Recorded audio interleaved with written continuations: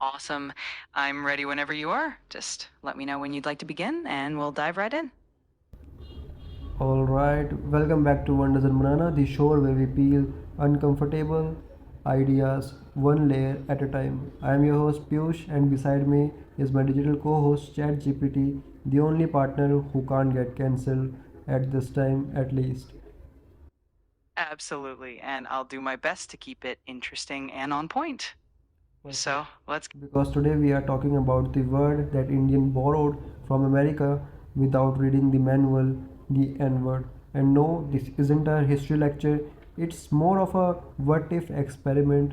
What if black folks had to live with the kind of racism we face daily in India? That's a thought provoking angle. Let's dive into it and explore how these subtle nuances of bias would feel from a different perspective. Here, racism doesn't show up in hate crime, it show up in compliments. You become so fair, Rahul. Translation: you are finally employable, Rahul. And that subtle bias is just the tip of the iceberg. If we imagine how someone from a different background would react to these everyday comments, really puts things into perspective. Let's keep peeling back those layers. Exactly. You walk into interview, the panel already doing Pantone test. That's not hatred, that's just HR with foundational matching. And if someone from outside the culture experienced that, it would probably raise a lot of eyebrows. But for us, it's just another day. It's fascinating to see how these small things add up and shape our daily interactions. Right? Indians, we call it just a normal Tuesday. We don't cancel people, we just adjust. I mean, what's the worst that can happen if I say someone a racial slur here? It's definitely a different mindset when these biases are so ingrained that they feel almost invisible. It really makes you reflect on what we consider normal and how we can shift that perspective. Yep, we don't fight colorism, we just fine tune it. Now it's not fair and lovely, it's glow and even tone advanced serums. Same bleach, facier tone.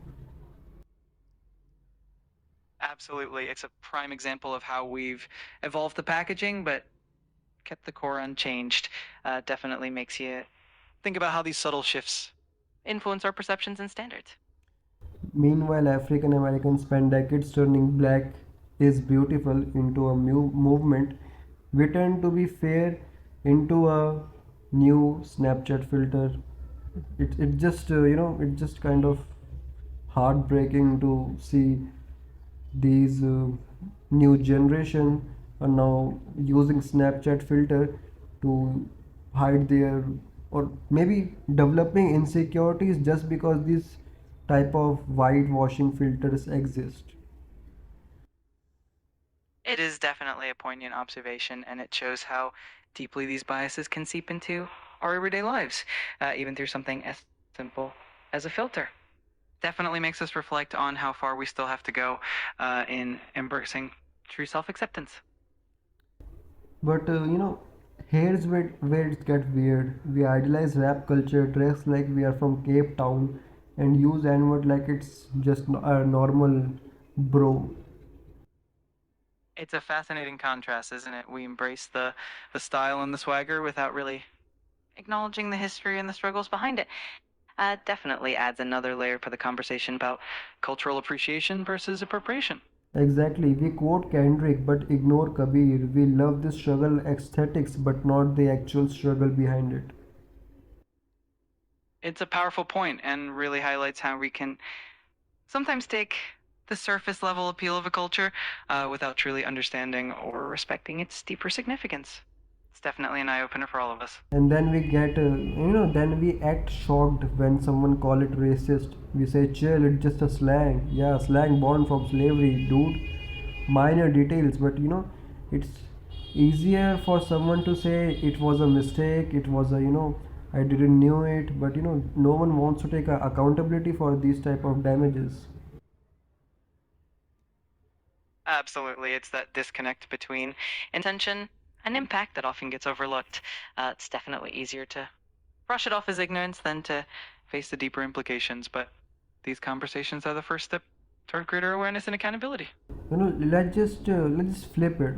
Let's just flip our situation. What if situation? Imagine a black guy in Delhi hearing, "Sir, you are just bit too dark for our brand ambassador campaign."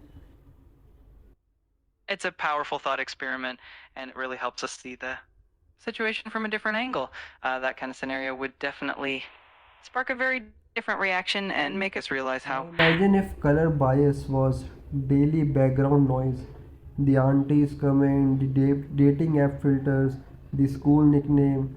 Can they really handle that quite of drip of disrespect we usually tend to normalize in our society, in our kids? It definitely raises the question of how resilient we are to these subtle biases and how we pass them on to the next generation. It's a thought that can definitely inspire some meaningful reflection and hopefully some positive change. Because here's the goal is not to change the system, it's to blend in without getting noticed. We are just like, let's just go in the crowd and we don't get noticed, it means we are just approved. We are approved from that Indian bias of ours. Absolutely. It's like a survival tactic. Blending in means you avoid the extra scrutiny and considered safe or acceptable. It's a subtle but powerful way that these biases shape our behavior and expectations. Like we And it's don't definitely demand equality, we audition for it. We are just too much of a too much of a weak, desperate, naive guys nowadays. it's definitely a stark observation, and it speaks to how deeply rooted these patterns can be. Hopefully, by bringing these conversations to light, we can inspire a shift towards more genuine equality and self acceptance. It's a journey, but every step of reflection counts. In comparative sociology, the difference in agency, both groups face biases, but only one organized to fight it. That's a succinct way to put it, and it really highlights the difference in how communities respond to systemic biases. It's a powerful reminder that awareness and action often go hand in hand, and there's always room for growth and solidarity. So maybe it's not about who has it worse, it's about who refuse to pretend it's fine.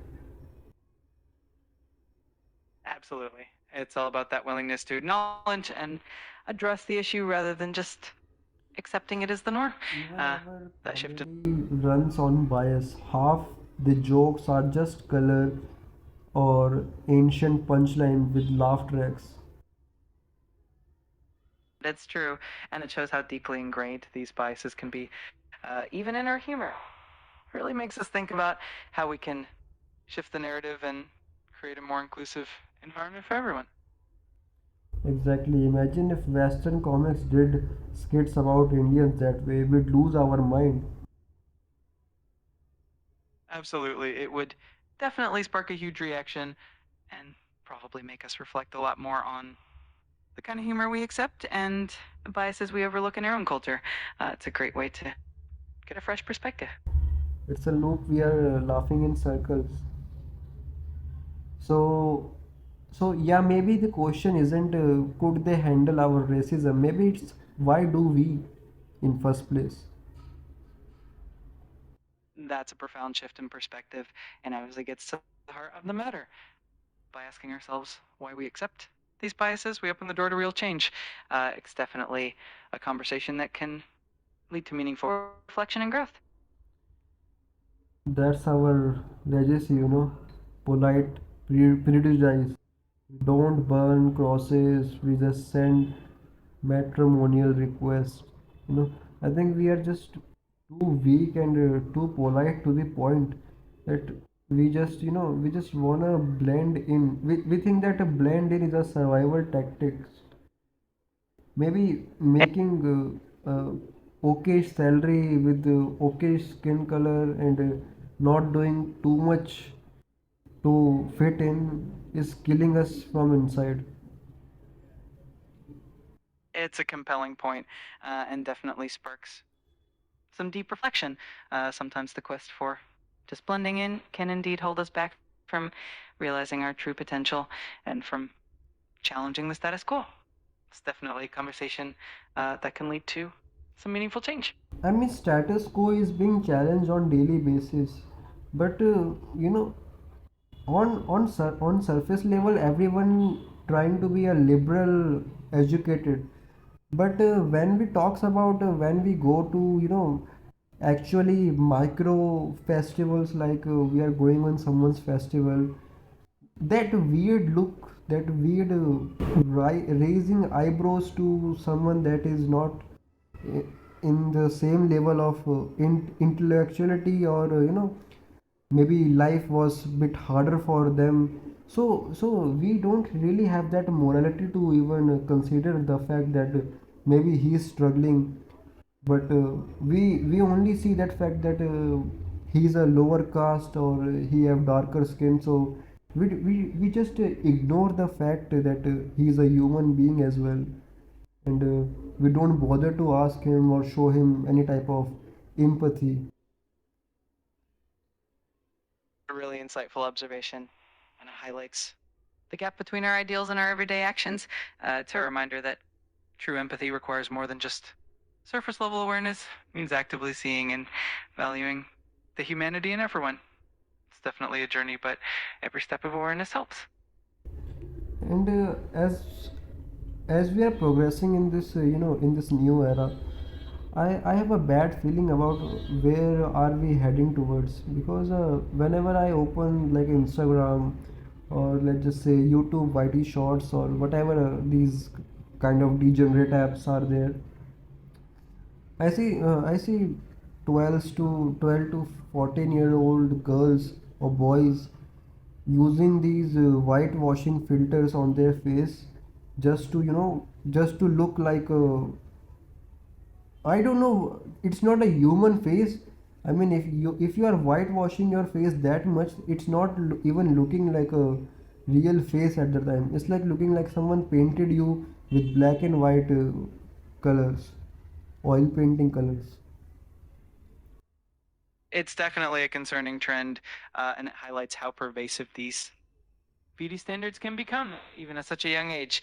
It's a reminder of the importance of fostering self acceptance and It's a opening the reminder of why are we not pointing out these asshole ads on our TVs, or our YouTube, that oh look, I am having a pimple, or I am having a dull skin, I have a black head, let's just use this and that and this and that cream, and everything going to be, you know look, you'll get you'll evolve, just like a Pokemon. You will evolve into a new human being, a more nicer, a more whitish tone human being.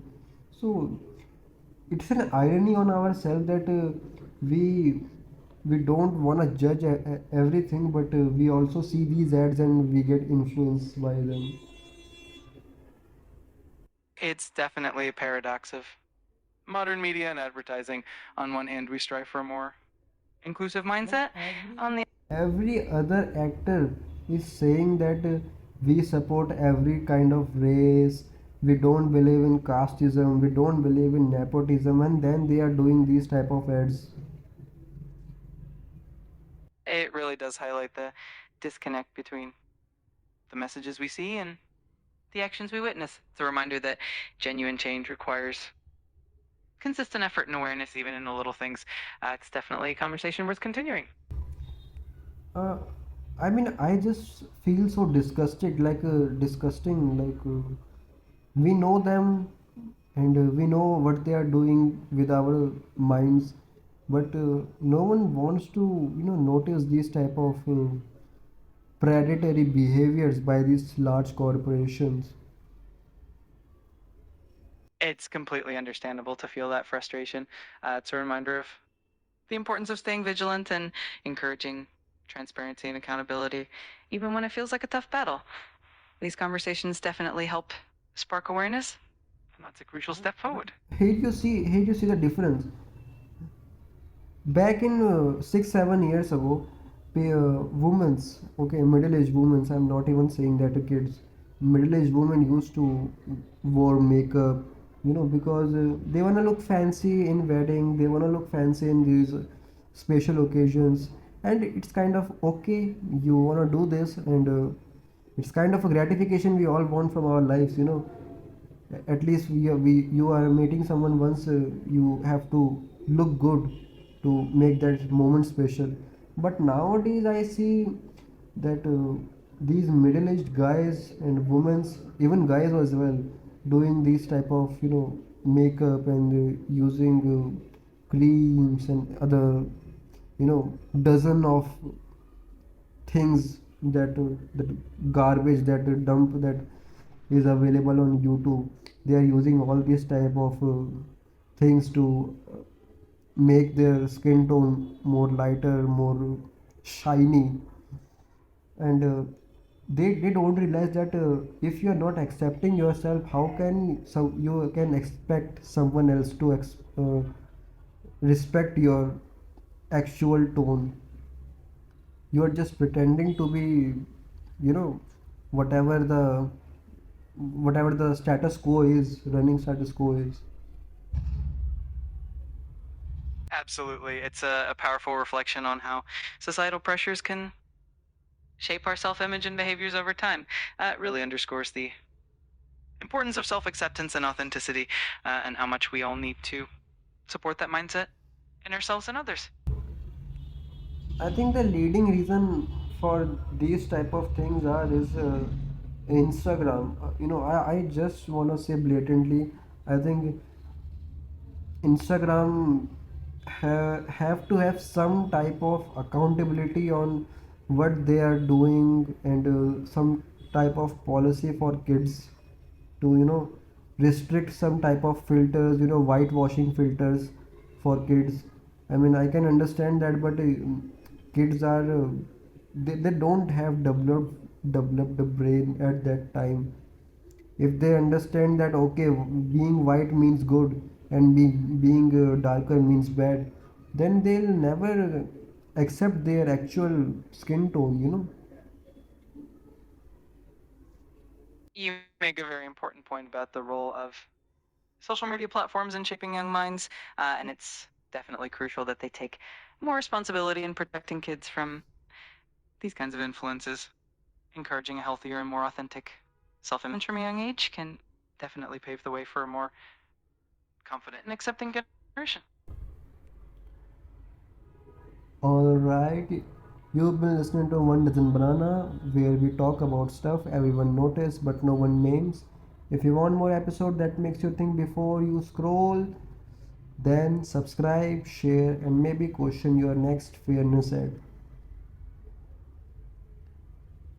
Perfect wrap up that really ties everything together nicely and leaves the audience with something to think about. If you ever want to refine it further or add anything else, just let me know. See you next time. Until then, feel responsibility. Bye. That's a fantastic sign off. And I'm here whenever you need me. Take care and see you next time.